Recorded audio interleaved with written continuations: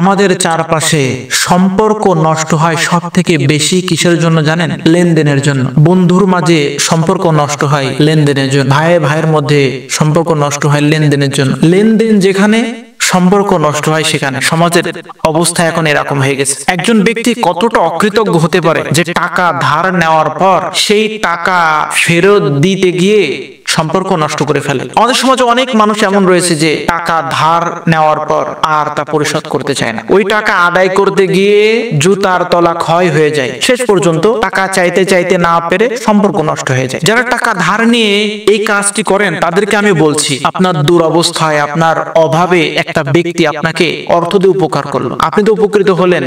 তাহলে যার কাছ থেকে টাকা নিয়ে আপনি উপকৃত হলেন, সে কেন আপনার কাছে টাকা চাইতে আসবে? আপনার উচিত তার বাসায় গিয়ে টাকাটা পৌঁছে দেওয়া। কিন্তু আমাদের সমাজের চিত্র ভিন্ন। টাকা ধার নেওয়ার পর আর তাকে খুঁজে পাওয়া যায় না, ফোন ধরবে না, সামনাসামনি দেখা করবে না, দূর থেকে দেখলে পালিয়ে যাবে। এই হচ্ছে আমাদের সমাজের বাস্তব চিত্র।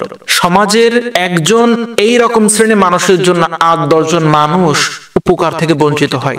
যে দিনটাই টাকা ফেরত দেওয়ার কথা বলবেন, ওয়াদা করবেন, সেই ওয়াদাটা পালন করবেন, তাহলে এই সমাজের মধ্যে যে বদনামটা রয়েছে সেটা থাকবে না। এই খারাপ অভ্যাস যাদের মধ্যে আছে তারা পরিবর্তন হন। এটা খুবই নিকৃষ্ট একটা কাজ। আল্লাহ আমাদের লেনদেনকে সুষ্ঠুভাবে করার তৌফিক দান করুন।